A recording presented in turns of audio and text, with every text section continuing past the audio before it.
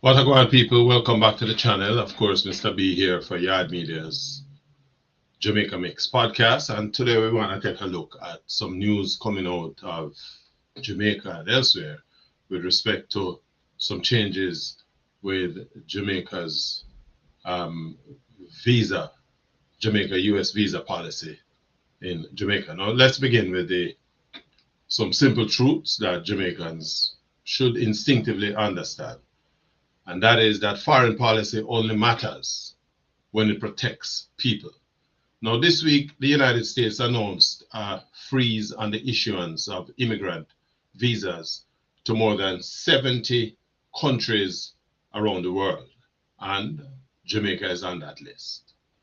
Now, with that single administrative act, a great many carefully rehearsed talking points coming out of Jamaica has collapsed. Talking points about friendships, alignment, strategic partnerships, and special relationships. Now, for years, Jamaicans have been told that our government enjoys an unusually close relationship with Washington, and that this closeness matters, and that it shields us, and that it gives us standing within the international community. Yet, when the moment came when Jamaican families, Jamaican futures, Jamaican dignity were on the line, there was no shield. Now, Prime Minister Andrew Holness has built a foreign policy posture rooted in proximity to US power. On Venezuela, on regional security, on diplomacy, framed around cooperation rather than confrontation. And so the Jamaican government chose alignment, sometimes conspicuously so, believing that that alignment will buy us protection. Now, here is a problem with that strategy. Alignment without leverage is submission. That's not diplomacy. When the United States moved to freeze immigrant visas, Jamaica discovered that what many smaller states learn the hardest way, the very, very hardest way. And that is friendship rhetoric does not override domestic political agendas in Washington. Let me say that again.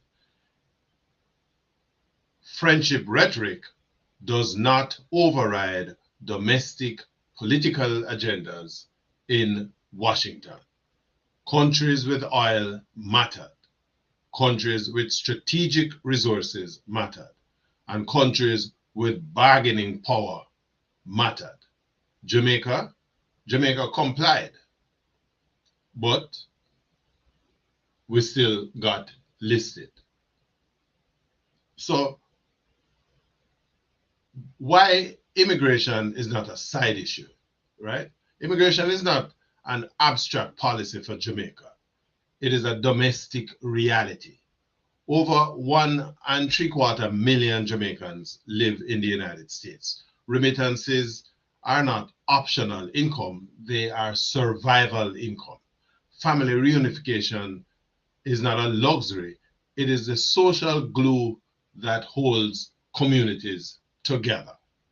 Thousands of Jamaicans are already deep into immigration pipelines, including parents who are waiting on children, spouses who have been separated for years, families who sold land, borrowed money, rearranged their lives in anticipation. Now they are told without warning that the visa door is closed. And when they looked to the government for clarity, for advocacy, or even outrage, they were met with silence. Now, I mean, United States make them visa policy, and so you can't tell them how to operate. But certainly, one would expect that you reach out to the Ministry of Foreign Affairs. They would have provided some sort of a response that, at least instead of saying you have to speak to the US Embassy. And so the foreign minister's silence, that this part of the conversation brings us to the most troubling aspect of that episode. And that is, the foreign minister, Kamina Johnson-Smith, refused to offer any public commentary. As I said, she directed people to contact the U.S. Embassy in Kingston. Let us be clear what that means. It means that foreign policy is not customer service. A sovereign government does not outsource explanations about the fate of its citizens to another country's embassy. That response communicates three devastating possibilities. One, Jamaica wasn't consulted. Jamaica has no negotiated position, and Jamaica has no leverage to deploy.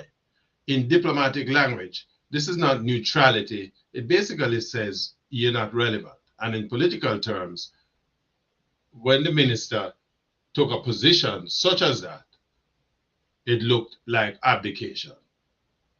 This moment says that Jamaicans, forces Jamaicans to confront an uncomfortable reality. Jamaica is valued culturally, but not strategically. The United States enjoys Jamaican culture, Jamaican labor, Jamaican compliance, but when policy costs must be paid, Jamaica is expendable. This is not an insult. It is more of a lesson. And it says that small states survive not by believing friendships, but by negotiating interests, by diversifying alliances, by extracting guarantees, not applause. This government sold proximity as protection, and this decision proves otherwise. Now, the question before Jamaica is really no longer about visas. It is now about governance. And what does that mean? It means that what does it mean when families are left in limbo? The Prime Minister's diplomatic strategy produces no protection, and the Foreign Minister declines explanation. It means Jamaicans must now ask whether foreign policy is being practiced for prestige or for people. Because friendship that cannot protect your citizens is not friendship. It is theater. And Jamaica deserves better than applause abroad and silence at home. And so, guys, I don't envy the Prime Minister. I wouldn't want to be in this position. But perhaps this is just a wake-up call for all of us out of Jamaica. And that is, we need to deepen the investment that we make in our people or population, so that that kind of dependence doesn't throw everybody against the wall. The United States is free to determine which direction they go in respect of their practice of foreign policy. But the reality is that at the end of the day, it still impacts people. And a lot of Jamaicans are caught up in this thing. As a person who, left Jamaica as an immigrant myself, I can appreciate how that impacted. In fact, in the time when my own immigration stuff was being processed, it was interrupted by 9/11, and that added an additional 5 years onto the process. So just so people get an understanding. But again, you can't dictate to the country as to how they must conduct them foreign policy. If we are in a dependent position, and what we need to do as a country is to work harder at changing that dependence. As one person reached out to me today and asked if this could have been as a result of Bruce Golding's tirade that he leveled against Trump. I don't know. The reality is that we live in a free society and people are free to speak, but again, there are consequences. And when you consider how the U.S. operates in terms of foreign policy, is anybody's guess as to what side of the coin the decision is going to come down on. But I think as Jamaicans, we just need to muscle up The embassy is not stopping from processing immigrant visas. They're just not going to issue any visas at this time. So it's not that the embassy closing down or they're not going to be having interviews. There are a lot of interviews that are out there, and you'll probably get dates to do your interviews. Those whose immigration, immigration issues are being processed. But as far as the issuing of any new immigrant visa is concerned, that is going to be on hold. The other thing to keep in mind too is that with this decision, it is also going to have some impact on what we call non-resident or immigrant visas, non-immigrant visas, which means that if you're looking for a visa to visit the United States of America, that is going to come with some additional, what we call deeper screenings. So the process is going to be perhaps a lot more arduous. I see in some jurisdictions they're asking people to put up bonds before they grant a visa. Who knows? It's anybody's guess which direction this is going to take. But again, it just says that, we need to do a little bit more of an inward look. And, I've always been advocating this policy that as Jamaicans, that our government, and it don't really matter, it just Andrew Holness is in the seat right now. But I've been saying this now for decades.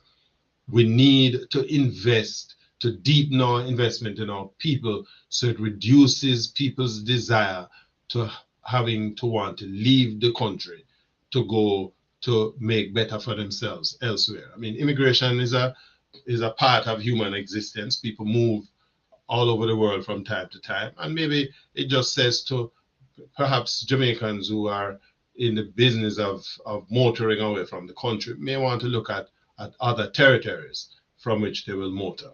But certainly the whole landscape as far as American immigration is concerned, this is a massive change in respect of that, because even though this relates to immigrant visas, it is going to affect other visas as you go down the road. So we have champs coming up, we have pen relays and people, student visas and work visas and all of those.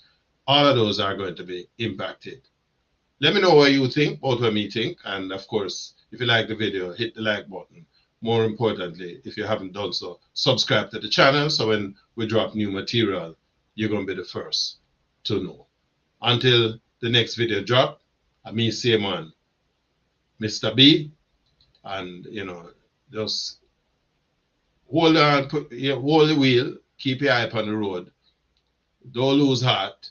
There are, as my mother would always say, where you have life, you have everything.